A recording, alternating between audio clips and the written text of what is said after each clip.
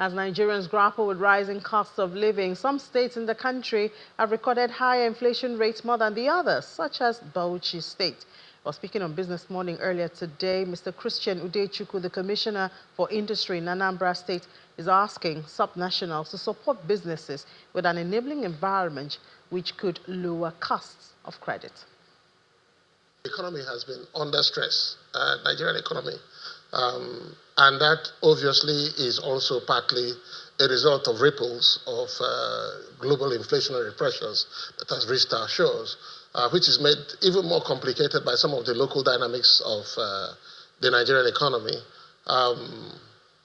We have had productivity issues, we've had power generating issues, and there has been recently a lot of logistics challenges to do with fuel distribution. The spending power is at the discretion of the government at the federal level, and there's a potpourri of information and data that informs their decision making. I imagine that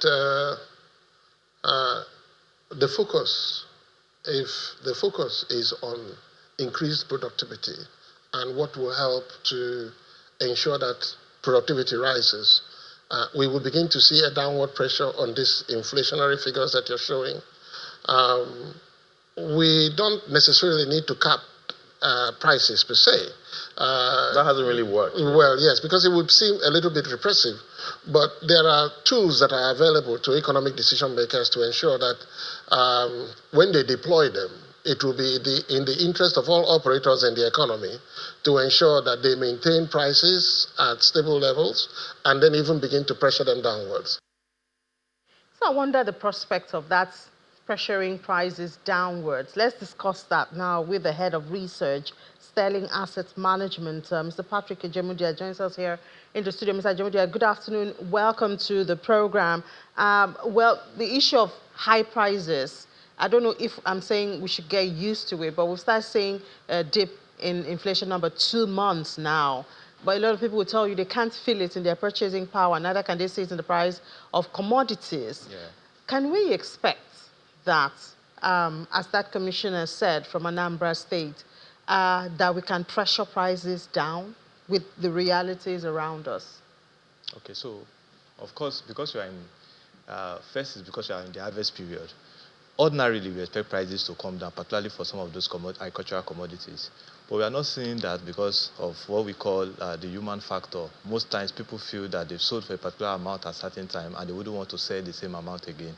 So those human factors are some of the things that are possibly driving the prices up, not coming down as to what we expect. That's what the FCCPC is trying to fight against. I know they did come out, at least in statement hard, some weeks ago. And all of that. But it's difficult to do that because this price is a chain.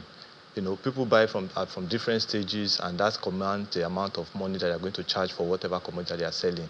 So except one is going to be doing that from the source, it's difficult for you to put a price at the price at which people are going to be selling their commodities. Are you saying if we were to look at the chain honestly, that prices shouldn't be as high as they are at this time? Yeah, because this is harvest. Ordinarily, we expect price of commodities to come down. Ordinarily. But over time, there's what we call time factor. So if you take away the element of time from these prices, you will see that naturally at this time we expect prices to come down. And they're not down enough because we've seen inflation drop. So that should suggest that at least the rate of increase has reduced. Come down. Yeah. You know, but the market price is not coming down. So you see people telling you that, oh, what is government saying? Prices have come down, but the market price is not coming down. So you think that's the human factor? Yeah, the logistic factor is one of them. But the retail people at the middle chain often put so much price at the time of trying to put a price to whatever they are selling. So those people tend to sell at a price that is higher. Sometimes you see a producer who is producing something at, say, 50 naira, but the retailer who is selling it at 200 naira. You know, so making it like double profit from what the person who actually produces the good is making. So these factors can play a role. So help me to understand, and I'm sure a lot of people want to understand, at what point you think this human factor is influencing price.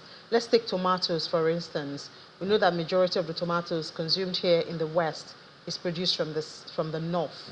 At what point do you see, is it exactly at the traders in, for instance, Mile 12 market, or is it those who sell to the traders? At what point do you think this human Factor factor comes comes into in? play. Almost at every stage, because at the time where the I use the word businessman who goes to the north, for instance, to pick up these commodities, he puts a margin on it, he brings it to my 12, and at my 12, some other persons are also buying from him at that spot. Those people also put their own margin onto it, and they also take it to nearby stores or supermarkets, and those at the supermarket also put in their own prices to it. So it's almost at every stage that you see those human factor coming into play. So do we encourage the FCCPC to do price control? It's kind of difficult because we've had it before, and sometimes it was abolished. And I think the reason is because of mismanagement and all that. And because anytime government usually brings its hand into interfering into the market, what you see is hoarding, and hoarding will lead to black market and higher prices that will come out of it. So except if government want to put up those kind of things, then there must be really strong political will to ensure that prices does not go up extra too higher than what it is now. So at the rate we are going now, how do you see this year ending for Nigerians? I mean, when we talk about the cost of living. You know, prices. It's difficult to say prices will come down because we are entering into the fourth quarter. And usually the fourth quarter, there's usually this high demand, people traveling, people demanding for things, and other people want to move to their houses, people want to buy stuff, people want to buy clothes, people want to go to school. So these prices is difficult. We've said that it's going to remain at 30%, even though the government has earlier said it will be around 24 or 23% by the end of the year. It's difficult to attain that goal, maybe around that 30, maybe higher, because by the time we end the harvest period, sometime around November, December, now we're entering January, when you're no longer in harvest period, prices again will begin to come up again. Yeah, but we have a lot of government intervention still going. There's the imports duty suspension, which is supposed to end by December. We've heard federal government giving state government bags of rice. There's the what do you call it now, the subsidized bag of rice sale to at least the civil servants at this time. Don't you think all of that will combine and kind of create a buffer for prices? So the at question, least for food. The question now is it actually getting to those people? If you go out there, you find out that what we hear is that some people are holding it, they are taking larger quantity, and they are going to resell at almost the market price. So I think what we should be thinking about is seeing to ensure that it gets to those people who such programs are meant for. Otherwise, we'll be seeing people buying it, hold it in December or time when the demand will be high, they bring it out and sell it at high prices. So your outlook for the rest of the year is actually high prices? Basically, particularly because you are in third quarter. And thank God for, let's say, what the CBN is doing to ensure that they stabilize the exchange rate. Otherwise, we would have been seeing some form of prices coming in form of exchange rates, imported goods, exchange rate, and the likes. So from now to the end of the year, we would like to be seeing that happening. What about the factor of energy costs? Because that is it's what everybody's talking about at the moment. Yes, you see, two things. One is the fact that we must realize that big industries use AGO. And if you check the inflation data that the NBS released, one of the factors that has probably drove it down is because of the drop in AGO prices that dropped by about 5% or thereabouts. Now, yes, many of these organizations at some point for logistics will use PMS because they want to move around, and they even move their management staff and some form of things through using PMS to do that. Yes, that will bring in some factors. It will make price go up because of the increase in the PMS prices. But again, don't forget that a lot of people now will now use a larger fraction of their income to be buying PMX. So that will also drop demand. And when that drops demand, what happens is that some people produce and their goods have been stuck in the shelf. Nobody's buying it. Yeah, the manufacturers complained of that. I think that was the second quarter of this year. But we have CNG conversations going on now. Isn't that impactful? CNG is for moving people. It's not for the factory. So except we have those companies trying to now get those CNG cars or CNG buses and they begin to use it.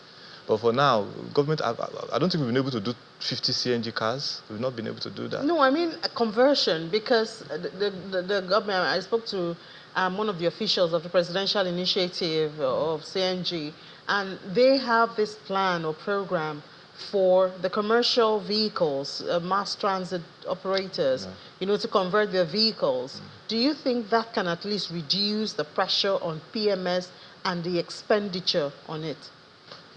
To some extent, yes. But it also depends on, will I say, the minds of also Nigerians. At this point, for instance, when prices are coming down, you expect ordinarily that people will begin to do what they call carpooling and the rest to minimize their costs. Maybe I use your car today, use my car tomorrow, and the rest. But what you find that everybody still want to bring their cars outside, irrespective of the high price.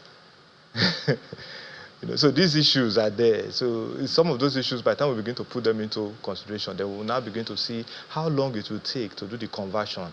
It's not something that will just be done in 1 month, sometimes 2 months, 3 months, and the likes. All right. Anyway, bottom line is, from your perspective, the year is going to end hard. We are already seeing it.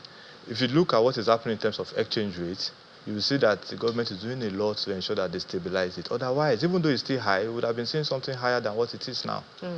If you look at inflation, yes, it's coming down, but we've also now seen PMS prices. We are also seeing flood in some of the states too. So these issues are also going to ensure that price does not come down the way we expect it to be or the way government has planned. Except extra effort is being put in place, ensuring that this initiative that government is putting in place get to the people who actually need it. We might not be seeing it coming down. All right. Thank you so much for sharing your perspective. Patrick Ejemudia, Head of Research at Sterling Asset Management. Thank you for your time. Thank you so much.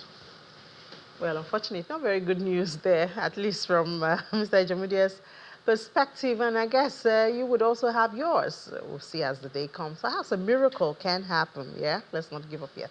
Let's take a break now. When we come back, we'll head to the markets with Will Ibong. So stay with us.